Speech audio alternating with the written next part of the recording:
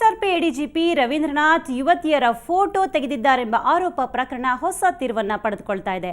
ಇತ್ತ ಹಿರಿಯ ಅಧಿಕಾರಿಗಳು ಒಬ್ಬರ ಮೇಲೆ ಒಬ್ಬರು ಆರೋಪ ಮಾಡುತ್ತಿರೋ ವೇಳೆ ಕಾಫಿ ಶಾಪ್ನಲ್ಲಿ ಯುವತಿಯರಿಗೆ ಸಪೋರ್ಟ್ ಮಾಡಿದ್ದ ಶ್ರೀಧರ್ ನಾಪತ್ತೆಯಾಗಿದ್ದಾನೆ.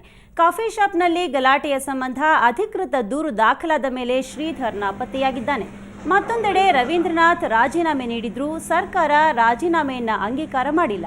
ಈ ಮಧ್ಯೆ ತಮ್ಮ ಸರ್ಕಾರಿ ಸಿಮ್ ಕಾರ್ಡ್ ಹಿಂದಿರುಗಿಸುವಂತೆ ರವೀಂದ್ರನಾಥ್ ಮನವಿಯನ್ನ ಮಾಡಿಕೊಂಡ್ರು. ಸಿಮ್ ಕಾರ್ಡ್ ಅನ್ನ ಈವರೆಗೆ ಹಿಂದಿರುಗಿಸಿಲ್ಲ. ಹಿರಿಯ ಅಧಿಕಾರಿಗಳ ಆರೋಪ ಪ್ರತ್ಯಾರೋಪ ತಾರಕಕ್ಕೆ ಏರ್ತಾ ಇದೆ. ಈ ಮಧ್ಯೆ ಡಿಜಿ ಲಾಲ್ ಹುಕುಂ ಬಚಾವ್ ಕೂಡ ಯಾವುದೇ ಪ್ರತಿಕ್ರಿಯೆಯನ್ನ ನೀಡೋದಕ್ಕೆ ನಿರಾಕರಿಸಿದ್ದಾರೆ. ಇನ್ನು ಈ ಕುರಿತು ರವೀಂದ್ರನಾಥ್ ನಮ್ಮ ಪ್ರತಿನಿಧಿ ಜೊತೆ ನಡೆಸಿರುವಂತಹ ವಿಶೇಷ ಸಂದರ್ಶನ ಇಲ್ಲಿದೆ.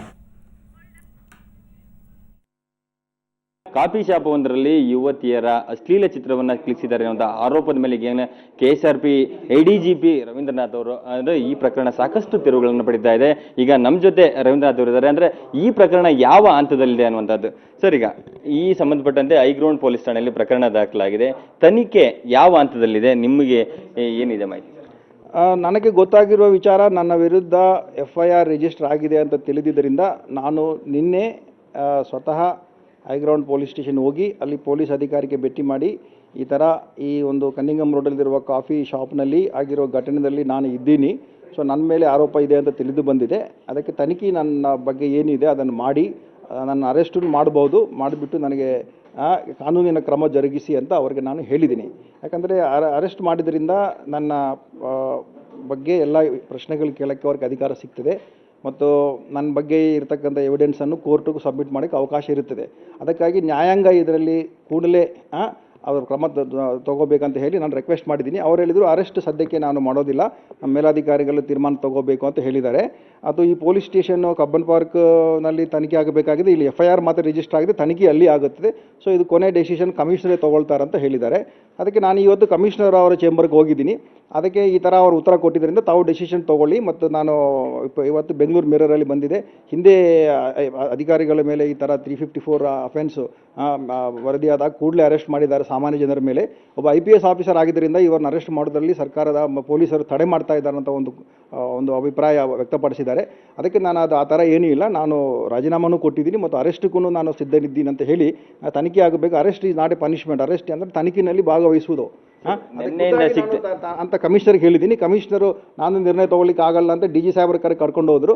DG ಸಾಹೇಬ್ರಿಗೂ ಭೇಟಿ ಮಾಡಿದ್ದೀವಿ. DG ಸಾಹೇಬ್ರಿಗೂ ನಾನು ಹೇಳಿದ್ದೀನಿ ಈ ಅರೆಸ್ಟ್ ಮಾಡೋದ್ರಿಂದ ಸತ್ಯಾಂಶ ಗೊತ್ತಾಗುತ್ತೆ, ನನ್ನ ವರ್ಷ ಅನ್ನೋದು ಕೋರ್ಟಿಗೆ ಗೊತ್ತಾಗುತ್ತೆ. ನಾನೀಗ ನಿಮ್ಗೆ ಏನು ಹೇಳ್ತಾ ಇದ್ದೀನಿ ಅದು ಪ್ರೆಸ್ನವ್ರಿಗೆ ನಿಮಗೆ ಗೊತ್ತಾಗ್ತಾ ಇದೆ. ನೀವು ಪ್ರಶ್ನೆ ಕೇಳ್ತಾ ಇದ್ದರೆ ನಾನು ಹೇಳ್ತಾ ಇದ್ದೀನಿ, ನನ್ನ ವರ್ಷನ್ ಏನನ್ನೋದು ಕೋರ್ಟಿಗೂ ಗೊತ್ತಾಗಬೇಕಲ್ಲ. ನಿನ್ನೆಯಿಂದ ಸಿಗ್ತಿರೋ ಮಾಹಿತಿ ಪ್ರಕಾರ ನಿಮ್ಮ ಕಡೆಯಿಂದ ಸೀಸ್ ಮಾಡಿಕೊಂಡ ಮೊಬೈಲ್ನಲ್ಲಿ 2 ಫೋಟೋಗಳು ಸಿಕ್ಕಿದೆ ಅನ್ನುವಂಥದ್ದು. ಸೊ ಆ್ಯಕ್ಚುಲಿ ಏನು ನಡೀತಾರಲ್ಲ ಅವತ್ತು? ಸೋಮವಾರ 10:30 11 ಗಂಟೆಗೆ ನಾನು ಆ ಕಾಫಿ ಶಾಪ್ನಲ್ಲಿದ್ದೆ. ಆವಾಗ ಯಾರೋ ಮನುಷ್ಯ ನನ್ನ ಮೇಲೆ ಬಿದ್ದು ನನ್ನ ಮೊಬೈಲ್ ಫೋನು ಮತ್ತು ಪರ್ಸನ್ನು ಕಿತ್ಕೊಂಡು ಹೋಗಿದ್ದಾರೆ. ಫೋನು ಸಂಜೆ ತನಕ ಅವರ ಹತ್ರನೇ ಇದೆ. ನಾನು ಸಬ್ ಇನ್ಸ್ಪೆಕ್ಟರ್ ಕೇಳಿದ್ದೀನಿ, ಅದು ಫೋನು ನಂದಪ್ಪ, ಅದು ಆ ಪರ್ಸು ನಂದು, ಅದರಲ್ಲಿ ದುಡ್ಡಿದೆ, ಆ ಫೋನು ನೀವು ನಿಮ್ಮ ತಾವಾಗ ತೊಗೊಳ್ಳಿ, ನನ್ನ ಮೇಲೆ ಆರೋಪ ಇದ್ದರೆ ತನಿಖೆ ಮಾಡಿ ಅಂತ ಹೇಳಿದರೆ ಆ ಪ್ರೈವೇಟ್ ಮನುಷ್ಯನೇ ತೊಗೊಳ್ಳಿಕ್ಕೆ ಬಿಟ್ಟಿದ್ದಾರೆ. ಅಪ್ ಟು ಈವ್ನಿಂಗ್ 7 ಗಂಟೆಗೆ ನಾನು ರವಿಕಾಂತೇಗೌಡರು ಕೇಳಿದ್ದೀನಿ, ಸಂಬಂಧಪಟ್ಟ DCP, ಅವರೂ ಸಹ ತಲುಪಿಲ್ಲ ಅಂತ ಹೇಳಿದ್ದಾರೆ. 7 తర్వాత ತಲುಪಿದೆ ಅಂತ ಹೇಳ್ತಾರೆ. ಆವಾಗ ನಾನು DG ಅವ್ರು ರಿಕ್ವೆಸ್ಟ್ ಮಾಡಿದ್ದೀನಿ, ಅದರಲ್ಲಿ ನನ್ನ ಸಿಮ್ ಇದೆ, ಸಿಮ್ ಆದರೂ ಕೊಡಿ, ನನಗೆ ಕೊಟ್ಟರೆ ನಾನು ಕೆಲಸ ಮಾಡೋಕ್ಕೆ ಅನುಕೂಲ ಆಗುತ್ತಂದರೆ ಆದರೂ ನನಗೆ ಸಿಮ್ಮನ್ನು ಕೊಟ್ಟಿಲ್ಲ.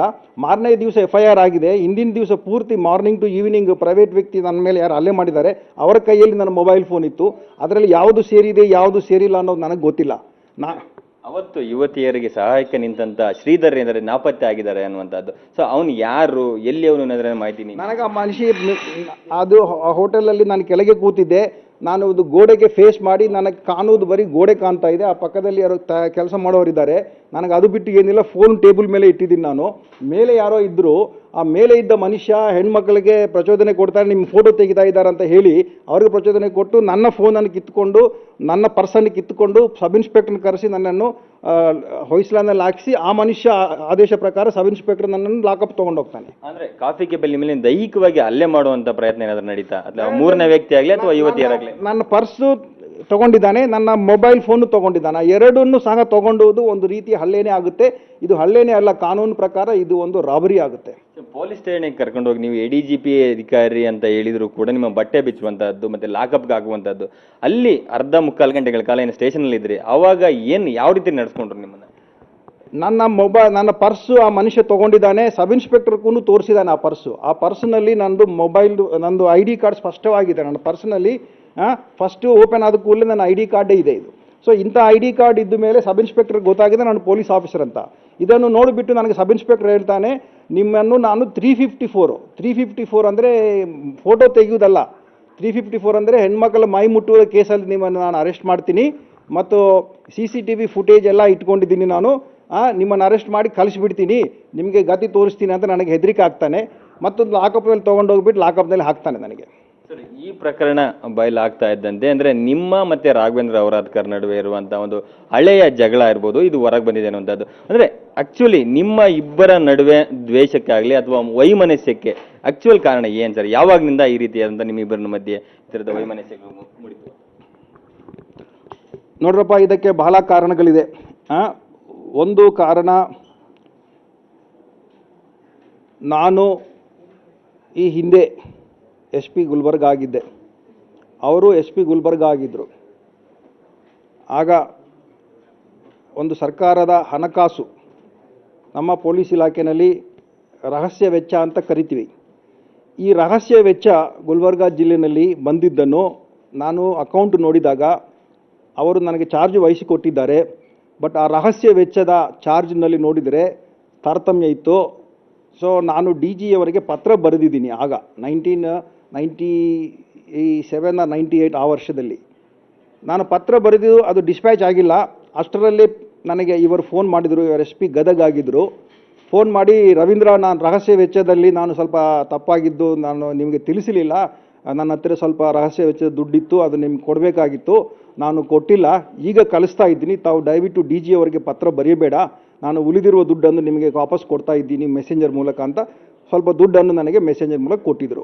ಅವರಿಗೆ ಮನಸ್ತಾಪ ಏನಂತಂದರೆ, ನಾನೊಬ್ಬ ಜೂನಿಯರ್ IPS ಆಫೀಸರು, ಒಬ್ಬ ಸೀನಿಯರ್ IPS ಆಫೀಸರಿಂದ ರಹಸ್ಯ ವೆಚ್ಚದವನ್ನು ಸ್ಟಡಿ ಮಾಡಿ ಅದರಲ್ಲಿ ಬ್ಯಾಲೆನ್ಸನ್ನು ನಾನೇನು ಒತ್ತಾಯ ಮಾಡಿ ಕೊಡಿ ಅಂತ ಹೇಳಿಲ್ಲ. ನಾನು DG ಅವರಿಗೆ ಹೇಳಿದ್ದೀನಿ, ರಹಸ್ಯ ವೆಚ್ಚದ ಏನು ಶೂನ್ಯ ಇದ್ದರಿಂದ ಗುಲ್ಬರ್ಗ ಸೆನ್ಸಿಟಿವ್, ಕಮ್ಯುನಲ್ ಸೆನ್ಸಿಟಿವ್, ಅಲ್ಲಿ ಮಾಹಿತಿಗೋಸ್ಕರ ರಹಸ್ಯ ವೆಚ್ಚ ಖರ್ಚು ಮಾಡಬೇಕಾಗುತ್ತೆ. DG ಅವರಿಗೆ ಪತ್ರ ಬರೆದಿದ್ದೀನಿ, ಮುಂದಿನ ಕಂತು ರಿಲೀಸ್ ಮಾಡಿ ಅಂತ. ಸೊ ಮುಂದಿನ ಕಂತು ರಿಲೀಸ್ ಮಾಡಿದರೆ ಸಮಸ್ಯೆ ಬರುತ್ತದೆ, ಯಾಕಂದರೆ ಹಿಂದೆನೇ ಅವರು ಸಾಕಷ್ಟು ರಿಲೀಸ್ ಮಾಡಿದ್ದಾರೆ DG ಅವರು. ಅದು DG ಅವರ ಗಮನಕ್ಕೆ ಹೋಗಬಾರ್ದು ಅನ್ನೋ ಕಾರಣಕ್ಕಾಗಿ ಅವರು ನನಗೆ ಏನು ಹೇಳಿದ್ದಾರೆ, ಫೋನ್ ಮಾಡಿದ್ದಾರೆ. ಫೋನ್ ಮಾಡಿ, ನೀವು ಪತ್ರ ಬರೀಬೇಡ, ನಾನು ನಿಮಗೆ ತಿಳಿಸಲಿಲ್ಲ, ನನ್ನ ಹತ್ತಿರ ರಹಸ್ಯ ವೆಚ್ಚ ದುಡ್ಡಿದೆ, ಉಳಿದಿದ್ದು ನಿಮಗೆ ಕಳಿಸ್ತಾ ಇದ್ದೀನಿ ಅಂತ ಕಳಿಸಿದ್ದಾರೆ. ಅದು ಒಂದು. ಎರಡನೇದು, ಅದನ್ನು ಮನಸ್ಸಲ್ಲಿ ಇಟ್ಕೊಂಡು ಅವರು, ನಾನು DIG ಎಕನಾಮಿಕ್ ಅಫೆನ್ಸ್ ಇದ್ದಾಗ ಸಾಕಿತ್ ರಾಜನ್ ಅನ್ನೋರದ್ದು ಎನ್ಕೌಂಟರ್ ಕೇಸ್ನಲ್ಲಿ ಅವರು ಏನು ನನ್ನ ಫೋನನ್ನು ಸೈಬರ್ ಪೊಲೀಸ್ ಸ್ಟೇಷನ್ ಕಳಿಸಿದ್ದಾರೆ. ಅವ್ರ ಕಡೆ ಒಂದು ಫೋನ್ ಸಿಕ್ತು. ಆ ಫೋನ್ ತನಿಖೆ ನಡೆಸುವಾಗ ನಾನು ಅದರಲ್ಲಿ ಉಸ್ತುವಾರಿ ಇದ್ದೆ, ಇವರು DIG ಇಂಟೆಲಿಜೆನ್ಸ್ ಇದ್ದರು. ಆಮೇಲೆ ನನ್ನನ್ನು ಕರೆಸಿಬಿಟ್ಟು ಆ ಡಾಟಾನಲ್ಲಿ ಏನಾದರೂ ಹೆಚ್ಚು ಕಮ್ಮಿ ಮಾಡೋಕ್ಕೆ ಸಾಧ್ಯತೆ ಇದೆ, ನೀವು ಅದನ್ನು ತನಿಖೆ ಮಾಡಿಸಿದ್ರಿ, ನಾನು ಆಂಧ್ರದವರಾಗಿದ್ದರಿಂದ ಅವ್ರಿಗೊಂದು ಭಾವನೆ ಏನಿದೆ, ಈ ಮನುಷ್ಯ ಆಂಧ್ರದವರಿದ್ದಾರೆ ಮತ್ತು ಈ ಮನುಷ್ಯ ಸ್ವಲ್ಪ ಬಡವರ್ಗದಿಂದ ಬಂದಿದ್ದಾರೆ, ಇವರಿಗೆ ನಕ್ಸಲೈಟ್ ಸಂಪರ್ಕ ಇರಬಹುದು ಅನ್ನೋ ಒಂದು ಭಾವನೆ ಇಟ್ಟುಕೊಂಡು ನನ್ನನ್ನು ನಕ್ಸಲೈಟು ಎಂಬ ಭಾವನೆಯಿಂದ ನನ್ನನ್ನು ಕರೆದು ಇಂಟರಾಗೇಟ್ ಮಾಡಿದ್ದಾರೆ. ನಿಮಗೆ ನಕ್ಸಲೈಟ್ಸ್ಗೆ ಏನು ಲಿಂಕು, ನಿಮ್ಮದು ಯಾವ ಊರು, ನೀವು ಯಾರು, ನೀವು ಏನು, ನಿಮ್ಮ ತಂದೆ ಯಾರು, ನೀವು ಯಾವ ಊರಿಂದ ಬಂದಿದ್ದು, ಈ ಥರ ಪ್ರಶ್ನೆಗಳು ಕೇಳಿ ನನಗೆ ಮನಸ್ತಾಪ ಉಂಟು ಮಾಡಿದ್ದಾರೆ. ಆಮೇಲೆ ಅವ್ರಿಗೆ ತೀರ್ಮಾನ ಆಯಿತು, ನಾನು ಒಳ್ಳೆಯ ಮನೆತನದಿಂದ ಬಂದಿನಿ, ನಮ್ಮ ತಂದೆಯವರು ಒಳ್ಳೆ ಗೌರವಸ್ಥರಂತ ಅವ್ರಿಗೆ ಗೊತ್ತಾಗಿದೆ. ಗೊತ್ತಾದ ಮೇಲೆ, ಓ ಸಾರಿ, ನನಗೆ ತಪ್ಪು ತಿಳುವಳಿಕೆಯಿಂದ ನಿಮ್ಮನ್ನು ಕರೆಸಿ ಈ ಥರ ವಿಚಾರ ಮಾಡಿದ್ದೀನಿ ಅಂತ ನನ್ನ ವಾಪಸ್ ಕಳಿಸಿದ್ದಾರೆ. ಮತ್ತೆ ಈ ಪ್ರಕರಣದಲ್ಲಿ ಅಥವಾ ನಿಮ್ಮ ವೃತ್ತಿ ಜೀವನದಲ್ಲಿ ಈ ರೀತಿ ವೈಮನಸ್ಯಗಳನ್ನ ಇಟ್ಕೊಂಡವರು ಅಥವಾ ಮತ್ತೆ ಈ ಯಾರ್ಯಾರು ಇರ್ಬೋದಾ ಸರ್? ಭಾಳಷ್ಟು ಜನ ಇದ್ದಾರೆ. ನಾನು ಹಿಂದೆನೂ ಒಂದು ರಾಜೀನಾಮೆ ಕೊಟ್ಟಿದ್ದೀನಿ. ಈಗ ರಾಜೀನಾಮೆ ಕೊಡೋದು ನನಗೆ ಹೊಸದೇನು ಅಲ್ಲ. ನಾನು ಪೊಲೀಸ್ ಇಲಾಖೆಗೆ ಡಾಕ್ಟರ್ ಆಗಿದ್ದವನು ಬಂದಿದ್ದು, ಏನಾದರೂ ಸಮಾಜಕ್ಕೆ ಒಳ್ಳೆಯದು ಮಾಡೋಕ್ಕೆ ಬಂದಿದ್ದೀನಿ ಹೊರತು ಕೆಟ್ಟದ್ದು ಮಾಡೋಕ್ಕಲ್ಲ. ಅದಕ್ಕೆ ಅರೆಸ್ಟ್ ಆಗ್ತಾ ಇದ್ದೀನಪ್ಪ. ನನ್ನಿಂದ ಒಳ್ಳೆಯದಾದರೆ ಕಂಟಿನ್ಯೂ, ಕೆಟ್ಟದಾದರೆ ರಾಜೀನಾಮೆ, ಅಂತೆ, ಅಷ್ಟೇ. ಸರ್, ಈಗ ನಿಮ್ಮ ವೃತ್ತಿ ಜೀವನದಲ್ಲಿ ನೀವು ಅಂದುಕೊಂಡ ಪೋಸ್ಟ್ಗಳು ಸಿಕ್ಕಿಲ್ಲ ಅನ್ನೋ ಕಾರಣಕ್ಕೆ ಹತಾಶರಾಗಿ ಬೇರೆಯವ್ರ ಮೇಲೆ ಇದು ಆರೋಪ ಮಾಡ್ತಾರೆ ಅನ್ನುವಂಥದ್ದು, ಈ ರೀತಿಯ ಮಾತುಗಳು ಕೇಳಿ ಬರ್ತದೆ. ಅಂದರೆ ಈ ಹಿಂದೆ ಯಾರಾದರೂ ಕೈವಾಡಗಳಿದೆಯಾ? ಅಂದರೆ ನಿಮ್ಮ ಅಂದರೆ ಒಳ್ಳೆ ಎಕ್ಸಿಕ್ಯೂಟಿವ್ ಪೋಸ್ಟ್ಗಳಲ್ಲಿ ಬರಲಿಕ್ಕೆ ಈ ರೀತಿ? ಇಲ್ಲಿವರೆಗೆ ನನ್ನ ಜೀವನದಲ್ಲಿ ಎಕ್ಸಿಕ್ಯೂಟಿವ್ ಪೋಸ್ಟ್ ಕೇಳಿಲ್ಲ, ಯಾರನ್ನೂ ಕೇಳಿಲ್ಲ. ಅಂದರೆ ಈ ರೀತಿ ಅಟ್ಲೀಸ್ಟ್ ನೀವು ಕೇಳದೇ ಇದ್ರು ಅಂದರೆ ಎಕ್ಸಿಕ್ಯೂಟಿವ್ ಪೋಸ್ಟ್ಗಳಿಗೆ ನಿಮ್ಮನ್ನು ತಡೆ ಹಿಡಿಯುವಂಥ ಕುತಂತ್ರದ್ದಾಗಲಿ ಮತ್ತು ಹಿಂದೆ ಯಾರಾದರೂ ಕೆಲಸ ಮಾಡ್ತಿದ್ದಾರೆ ಅಂತ ನಿಮಗೆ ಅನಿಸಿದೆಯಾ? ನನಗೆ ಯಾವ ಪೋಸ್ಟ್ ಕೊಟ್ಟರು ಕೆಲಸ ಮಾಡ್ತೀನಪ್ಪ. KSRBನಲ್ಲೇ ಚೆನ್ನಾಗಿ ಕೆಲಸ ಮಾಡ್ತಾ ಇದ್ದೀನಿ. I am happy here. ನಾನು ಒಳ್ಳೆಯ ಕೆಲಸ, ನನಗೆ ಸರ್ಕಾರ ಯಾವುದೇ ಕೆಲಸ ಕೊಟ್ಟರು ಮಾಡ್ತೀನಿ. ಈಗ ಸರ್ಕಾರ ಕೊಡೋದು ನನಗೆ ಅಗತ್ಯ ಇಲ್ಲ, ಯಾಕಂದರೆ ರಾಜೀನಾಮೆ ಕೊಟ್ಟಿದ್ದೀನಿ. ನಾನು ಇವತ್ತು DGಗೂ ಒತ್ತಾಯ ಮಾಡಿದ್ದೀನಿ. DG ಅವ್ರು ಕೇಳಿದ್ರು, ನಿಮ್ಮ ರಾಜೀನಾಮೆ ಬಗ್ಗೆ ನೀವು ಸೀರಿಯಸ್ ಇದ್ದೀರಾ ಅದನ್ನು ಫಾರ್ವರ್ಡ್ ಮಾಡಲ್ಲ ಅಂದರೆ ದಯವಿಟ್ಟು ಮಾಡಿ ಸರ್ ಅಂತ ಹೇಳಿದ್ದೀನಿ. 2 ಮಾಡಿ ಸರ್, ಅರೆಸ್ಟ್ ಮೊದಲು ಮಾಡಿಸಿ, ರಾಜೀನಾಮೆ ಫಾರ್ವರ್ಡ್ ಮಾಡಿ. ಯಾಕಂದರೆ ರಾಜೀನಾಮೆ ಇಲ್ಲದೇ ಇದ್ರಿ, ರಾಜೀನಾಮೆ ಫಾರ್ವರ್ಡ್ ಆಗಿದ್ದರೆ ನಾನು IPS ಅಲ್ಲ ಅಂತ ಗೊತ್ತಾಗುತ್ತೆ. ಸೊ ಸಾಕ್ಷಿಗಳಿಗೆ ಮತ್ತು ಕಂಪ್ಲೇಂಟಿಗೆ ನಂಬಿಕೆ ಬರುತ್ತದೆ, ಯಾವುದು ಸರ್ಕಾರದ ಮೇಲೆ ನಂಬಿಕೆ ಬರುತ್ತದೆ. ಒಬ್ಬ IPS ಆಫೀಸರು ರಾಜೀನಾಮೆ ಕೊಟ್ಟಿದ್ದಾರೆ ಅಂದರೆ ಅವರು ಸಾಮಾನ್ಯ ತನಿಖೆಗೆ ಸಾಮಾನ್ಯ ಥರ ಅನುಕೂಲ ಮಾಡಿಕೊಡ್ತಾ ಇದ್ದಾರೆ. ಎರಡನೇದು ಅರೆಸ್ಟ್ ಮಾಡಿದ್ರಿಂದ ಕೋರ್ಟು ಈ ಪಿಕ್ಚರ್ ಬರ್ತದೆ. ಈಗ ಎಲ್ಲ ಅಧಿಕಾರಿಗಳು ತೀರ್ಮಾನ ತಗೊಳ್ತಾ ಇದ್ದಾರೆ. ಅಧಿಕಾರಿಗಳು ತೀರ್ಮಾನ ತಗೊಳ್ಳೋದು ಅವರ ಹಿತಾಸಕ್ತಿಗಳೆಲ್ಲ ಇರ್ತವೆ. ಕೋರ್ಟ್ ಗಮನಕ್ಕೆ ಹೋದರೆ ಅದು ಕೋರ್ಟ್ ನ್ಯೂಟ್ರಲ್ ಆಗಿರ್ತದೆ. ಅವರು ನ್ಯಾಯಾಧೀಶರು ಸರಿಯಾದ ನಿರ್ಣಯ ತಗೊಳ್ತಾರೆ. ಅದಕ್ಕೆ ನನ್ನ ಉದ್ದೇಶ ಏನಂತಂದರೆ, ನನ್ನ ಒಂದು ಅನಿಸಿಕೆಗಳು ತಮ್ಮ ಮೂಲಕ ಸಾರ್ವಜನಿಕ ವಲಯದಲ್ಲಿ ಗೊತ್ತಾಗಬಹುದು. ನನ್ನ ಉದ್ದೇಶನೂ ನನ್ನ ಪಬ್ಲಿಸಿಟಿ ಏನು ಅಲ್ಲ, ನೀವೇ ಬಂದು ಕೇಳ್ತಾ ಇದ್ದೀರಿ, ನಾನು ಹೇಳ್ತಾ ಇದ್ದೀನಿ. ಅದನ್ನು ಹೊರತು ನನ್ನ ಉದ್ದೇಶ ಏನಂತಂದರೆ, ನನ್ನ ಒಂದು ಭಾವನೆಗಳು, ನನ್ನ ಒಂದು ಸಾಕ್ಷ್ಯ ಏನಿದೆ ಅದು ಕೋರ್ಟ್ ಗಮನಕ್ಕೆ ಬರುವುದು ಅತ್ಯಗತ್ಯ ಅಂತ ನನ್ನ ಭಾವನೆ. ನಿನ್ನೆ ಸಂಜೆ CM ಅವ್ರನ್ನು ಕೂಡ ನೀವು ಹೋಗಿ ಭೇಟಿ ಮಾಡಿದ್ರಿ. ಅಂದರೆ CM ಮತ್ತು ನಿಮ್ಮ ಮಧ್ಯೆ ಏನಾದರೂ ಏನು ಮಾತುಕತೆ ನಡೀತು? ಅವ್ರಾದ್ರೂ ನೀವು ವೃತ್ತಿಯಲ್ಲಿ ಮುಂದುವರಿರಿ ಅನ್ನುವಂಥದ್ದು ಏನಾದರೂ ಮನವೊಲಿಕೆ ಏನಾದರೂ ಮಾಡಿದ್ರಾ? ಏನು ನಡೀತು ಸರ್ ನಿನ್ನೆ ಆ ಮೀಟಿಂಗ್ನಲ್ಲಿ? ಎಲ್ಲ ಇಲಾಖೆ ಬಗ್ಗೆ ಚರ್ಚೆ ನಡೀತು, ನನ್ನ ಸಬ್ಜೆಕ್ಟೇ ಬಂದಿಲ್ಲ. ಇವಿಷ್ಟು ADGP ರವೀಂದ್ರ ಅವರು ಮಾತು. ಅಂದರೆ ಈ ರೀತಿ ನನ್ನ ತೇಜೋವಧೆ ಮಾಡಲಿಕ್ಕೆ ಈ ಹಿಂದೆ ಸಾಕಷ್ಟು ಅಧಿಕಾರಿಗಳ ಕೈವಾಡ ಇದೆ ಅನ್ನುವಂಥದ್ದನ್ನು ನೇರವಾಗಿ ಆರೋಪ ಮಾಡ್ತಾರೆ. ಮತ್ತು ಈ ಪ್ರಕರಣಕ್ಕೆ ಸಂಬಂಧಪಟ್ಟಂತೆ ನನ್ನ ಮೊಬೈಲನ್ನು ವಾಪಸ್ ಕೊಡಿ ಅಂತ ಪದೇ ಪದೇ ಕೇಳ್ತಾ ಇದ್ದೀವಿ. ಮತ್ತು ಖುದ್ದಾಗಿ ನಾನು ಆರೋಪಿ ಸ್ಥಾನದಲ್ಲಿದ್ದೀನಿ, ನನ್ನ ಅರೆಸ್ಟ್ ಮಾಡಿ ಅಂತ ಹೋದರೂ ಕೂಡ ಇನ್ನೂ ಅಂದರೆ ತನಿಖೆಯನ್ನು ಆರಂಭಿಸಿಲ್ಲ ಅನ್ನುವಂಥದ್ದು ರವೀಂದ್ರನಾಥ್ ಅವರ ಆರೋಪ. ಕ್ಯಾಮರಾ ಪರ್ಸನ್ ರೇಣುಕಾ ಪ್ರಸಾದ್ ಜೊತೆ ರಮೇಶ್, ಸುವರ್ಣ ನ್ಯೂಸ್, ಬೆಂಗಳೂರು.